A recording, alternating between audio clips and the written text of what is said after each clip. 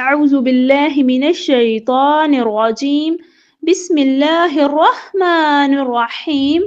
رب اشرح لي صدري ويسر لي أمري واحلل عقدة من لساني يفقهوا قولي.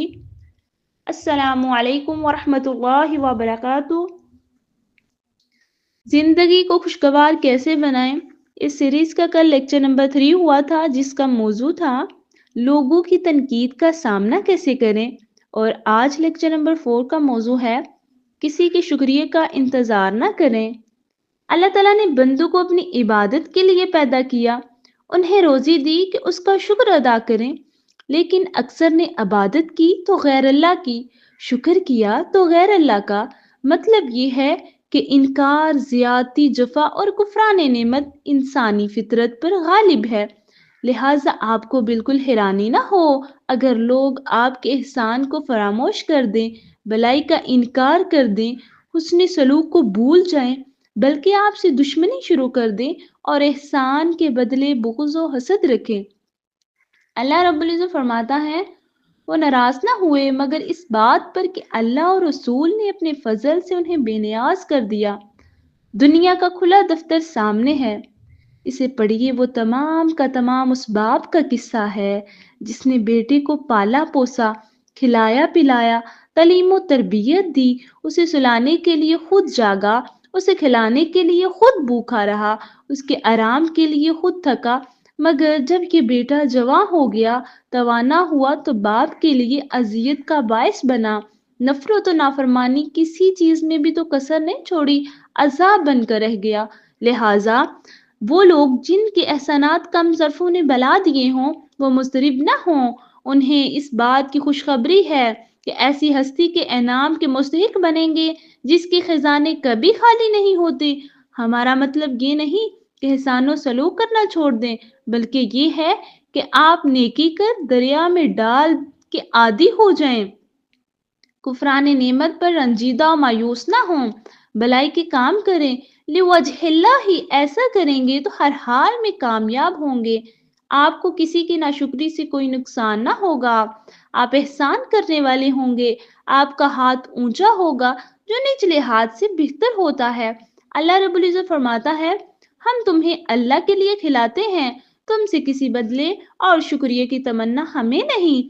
عام لوگوں میں انکار اور ناشکری کی جبلت کو بہت سے باشعور بھی بھول جاتے ہیں، گویا انہوں نے ناشکروں کے سلسلے میں وحی الہی کی یہ بات سنی ہی نہ ہو جس میں اللہ رب العزت فرماتا ہے اور جب انسان کو کوئی تکلیف پہنچتی ہے تو ہم کو پکارتا ہے، لیٹے بھی، بیٹھے بھی، کھڑے بھی، پھر جب ہم اس کی تکلیف اس سے ہٹا دیتے ہیں تو ایسا ہو جاتا ہے کہ گویا اس نے اپنی تکلیف کے لیے جو اس سے پہنچی تھی کبھی ہمیں پکارا ہی نہ تھا۔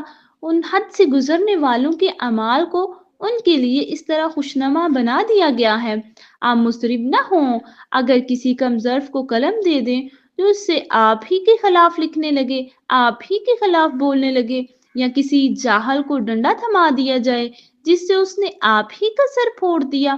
آدمی کی نفسیات یہی ہے، جب یہی سلوک ان کا خدا کے ساتھ ہے تو پھر ہم ناچیز کیا ہیں؟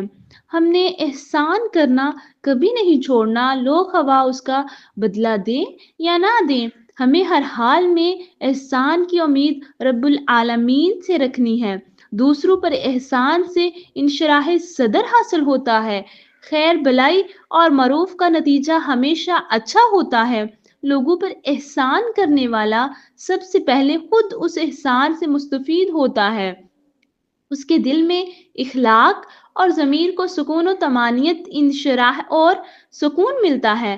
لہٰذا کوئی رنج و غم کی بات پیش آئے تو دوسروں کے ساتھ کوئی نیکی کر دیں، کوئی احسان کر دیں، آپ کو سکون و اطمینان حاصل ہوگا۔ کسی محروم کو دیں، کسی مظلوم کی مدد کریں، کسی کو مصیبت سے نکال دیں، کسی بھوکے کو کھلا دیں، کسی مریض کی عیادت کریں، خوشی و خوشبختی آپ پر چھا جائے گی۔ خیر کا کام ایک خوشبو کی طرح ہے، اس کا لانے والا، بیچنے والا، خریدار سب اس سے مستفید ہوتے ہیں۔ نفسیاتی بلائیاں وہ بابرکت جڑی بوٹیاں ہیں جو نیکوں کے دواخانے میں استعمال کی جاتی ہیں۔ حسن اخلاق کے بوکوں پر مسکراہٹیں لٹانا دنیا اخلاقیات میں صدقہ جاریہ شمار ہوتا ہے کہ اپنے بھائی سے خندہ پیشانی سے ملنا بھی صدقہ ہے۔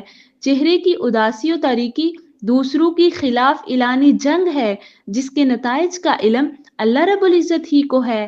ایک طوائف نے پیاس سے مر رہے کتے کو پانی کا ایک گھونٹ پلا دیا اور جنت کی مستحق بن گئی، کیونکہ مالک دو جہاں غفور و رحیم بھی ہے، وہ محسن بھی ہے، احسان سے محبت رکھتا ہے، غنی و حمید ہے۔ لہٰذا ایسے لوگوں کو جنہیں بدبختی، بے چینی اور خوف نے جکڑ رکھا ہو، نیکی اور بلائی کے باغ کی طرف آنا چاہیے، دوسروں کی مدد، غمگساری، اعانت اور خدمت کرنی چاہیے، انہیں خوشبختی پورے طور پر مل جائے گی۔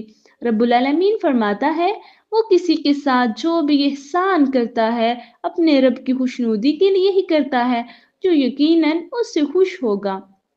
سبحانک اللہم وبحمدک اشہد ان لا الہ الا انت استغفرک واتوب الیک۔